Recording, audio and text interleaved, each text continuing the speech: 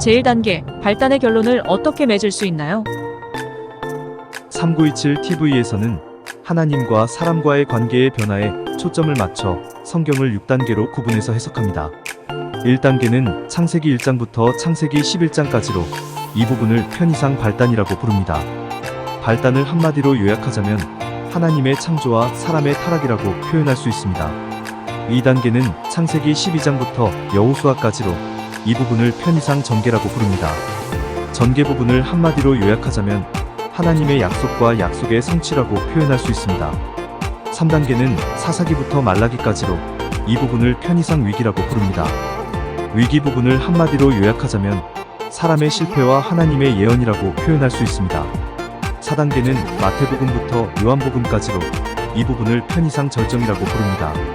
절정 부분을 한마디로 요약하자면 예수 그리스도와 예언의 성취라고 표현할 수 있습니다. 5단계는 사도행전부터 유다서까지로 이 부분을 편의상 결말이라고 부릅니다. 결말 부분을 한마디로 요약하자면 사람의 변화와 변화된 사람의 삶이라고 표현할 수 있습니다. 6단계는 요한계시록으로서 편의상 부록이라고 부릅니다. 부록 부분을 한마디로 요약하자면 하나님의 영원한 약속이라고 표현할 수 있습니다. 이 6단계 중에서 지금까지 우리는 발단 부분을 살펴보았습니다. 그런데 발단 부분을 바르게 이해하는 게 너무너무 중요합니다. 왜냐하면 발단 부분은 일종의 문제 제기에 해당하기 때문입니다. 문제 제기에 해당하는 발단 부분을 제대로 이해하지 못하면 성경이 왜 존재하는지, 하나님은 어떤 분이신지, 하나님께서 일하시는 방식은 어떻게 되는지, 하나님의 목적은 무엇인지를 도저히 알 수 없습니다. 또 문제 제기에 해당하는 발단 부분을 제대로 이해하지 못하면 사람의 문제는 무엇인지, 사람의 문제 해결을 위해 사람 스스로는 어떤 노력을 했는지, 이 과정에서 하나님은 어떤 식으로 사람을 도우셨는지, 사람의 문제가 궁극적으로 해결되었는지를 도저히 알 수 없습니다. 그래서 제1단계, 즉 발단의 내용을 마지막으로 간단히 간추려 보려고 합니다. 창세기 1장과 2장에서 하나님은 하나님의 형상과 모양에 따라 사람을 지으셨습니다. 사람을 인격자로, 자유자로, 권세자로 지으셨습니다. 하나님에 대해서도, 자기 자신에 대해서도, 타인에 대해서도 부끄러울 것이 전혀 없는 위풍당당한 존재로 지으셨습니다.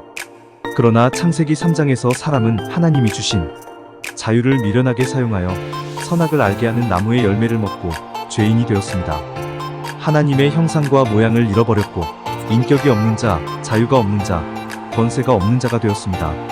하나님의 형상과 모양을 잃어버렸다는 의미는 죄의 형상과 모양을 갖게 되어서 하나님을 모르는 자가 되었다는 것이고, 인격이 없는 자가 되었다는 의미는 오로지 자신의 유익과 이익만을 추구하는 존재가 되었다는 것이고, 자유 없는 자가 되었다는 의미는 죄, 즉 사단에게 사로잡혀 죄의 종이 되었다는 것이고, 권세 없는 자가 되었다는 의미는 만물을 정복하고 다스릴 수 없는 자가 되었다는 것입니다. 하나님이 지으신 세상은 그대로 온전한데 오직 사람만이 미련한 존재, 불쌍한 존재, 초라한 존재, 나약한 존재, 어리석은 존재가 되어 죄의 현상, 죄의 결과를 겪습니다. 그 죄의 현상, 죄의 결과의 대표적인 예가 바로 동생 아벨을 죽이는 형 가인의 살해 사건입니다. 그러나 하나님은 하나님을 버리고 떠난 사람을 징계하지 않았습니다.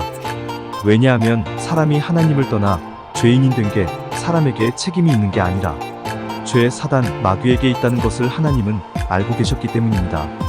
그래서 하나님은 사람을 찾아오셔서 도움을 주시고 사람이 살아갈 길을 마련해 주셨습니다. 하나님께서 살아갈 길을 마련해 주셨지만 죄인이라는 그 본성은 자손들을 통해 그대로 이어졌습니다. 죄인으로 태어난 죄인이 또 죄인을 낳는 일이 반복되면서 죄인은 급속도로 세상으로 퍼져나갔습니다. 가만히 두었다가는 오직 자기 자신밖에 모르는 죄인들로 인하여 인류 스스로 자멸할 위기에 처하게 될 것이 너무나 분명합니다. 그래서 하나님은 노아와 그의 가족을 은혜로 택하여 인류의 맥을 잇게 하시고 홍수를 내려 죄를 지면에서 쓸어버리기도 하셨습니다. 그러나 하나님의 은혜를 입은 노아도 본질적으로는 여전히 죄인이었고 다시 그와 그의 자손들을 통하여 세상 속으로 죄가 급속도로 퍼져나갔습니다. 홍수를 은혜가 아닌 징계로 이해하는 죄인들은 높은 성읍과 탑을 건설하여 혹시 다시 있을지도 모를 하나님의 징계로부터 스스로를 지키고자 하였습니다. 죄인과 죄인이 연합하면 더 큰 죄인이 생길 수밖에 없다는 것을 아시는 하나님은 사람의 언어까지 혼잡스럽게 하며 죄의 확산을 늦추려 하였지만 죄는 다시 또 세상 속으로 급속도로 퍼져나갔습니다. 그대로 두면 인류의 자멸은 불보듯 뻔한 일입니다. 그래서 하나님은 사람에게 하나님을 가르치기로 작정하셨습니다. 죄인이 됨으로써 하나님에 관한 모든 지식을 상실한 사람에게 하나님의 존재와 사랑과 은혜와 능력을 가르치기로 작정하셨습니다. 하나님에 대한 지식을 회복하면 사람이 창조 때의 사람으로 다시 회복되리라는 기대를 하면서 말입니다. 하나님의 이 놀라운 계획을 위하여 택함을 받은 사람이 바로 아브람입니다. 이제 창세기 12장부터 여호수아까지 죄인을 향한 하나님의 교육이 펼쳐집니다.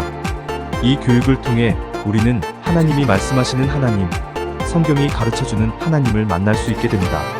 사랑과 은혜와 능력과 용서와 화해와 화평과 자비와 배려가 충만한 하나님을 만나게 됩니다. 구약의 핵심 제2단계 전개편에서 다시 뵙겠습니다.